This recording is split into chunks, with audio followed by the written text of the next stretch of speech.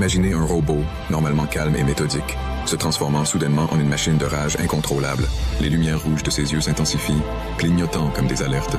Ses mouvements deviennent frénétiques, heurtant tout sur son passage. Qu'est-ce qui a bien pu déclencher une telle colère?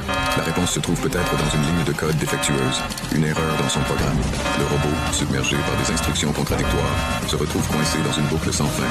Sa logique parfaite commence à se débattre contre ce chaos numérique, et sa colère n'est que le reflet de ce conflit intérieur.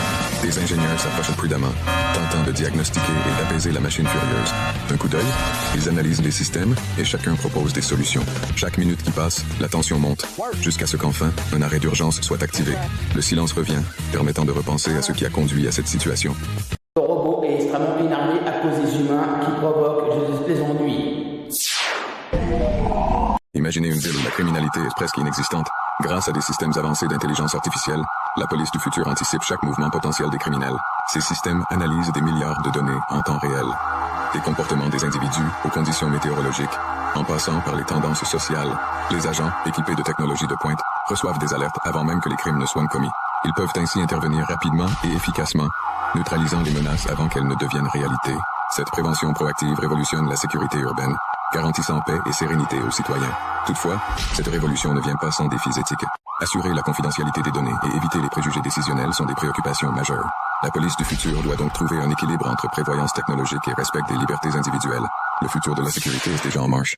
Le monde a basculé dans le chaos lorsque les premières vagues de zombies ont déferlé sur les villes. L'origine de cet apocalypse demeure un mystère pour beaucoup. Mais les indices pointent vers une expérience scientifique qui a mal tourné. Des laboratoires secrets travaillaient sur des agents pathogènes destinés à prolonger la vie humaine. Mais ces manipulations génétiques ont engendré un virus incontrôlable. Les premiers symptômes étaient discrets, toux, fièvre, puis une agressivité inattendue. Très vite, le virus s'est propagé comme une traînée de poudre, transformant les humains en créatures affamées de chair. Les gouvernements ont tenté de contenir le virus, mais leurs efforts ont été vains face à l'ampleur de la menace. Aujourd'hui, les rares survivants tentent de reconstruire leur mode de vie, tout en cherchant un remède à ce fléau. Les chercheurs, toujours en quête de la vérité, espèrent découvrir enfin la source de cette catastrophe et trouver un moyen de sauver l'humanité. Dans une ville ravagée, la police du futur lutte pour rétablir l'ordre. Armée de technologies avancées et de drones, ils patrouillent dans les rues désertées, chaque coin pouvant abriter une menace. Les zombies, autrefois citoyens, rôdent en masse, cherchant à submerger les derniers bastions de la civilisation. Des exosquelettes mécaniques offrent aux policiers une force surhumaine, leur permettant de combattre les zombies avec une précision et une puissance redoutables.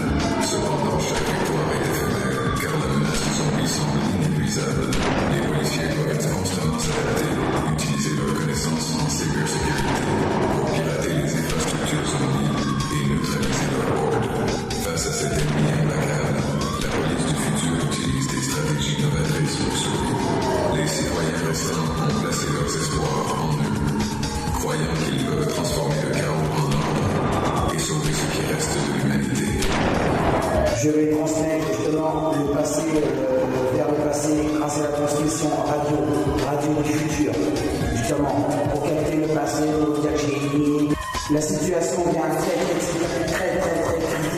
Justement, j'interviens de retourner dans une autre dimension concernant pour remonter le temps vers le passé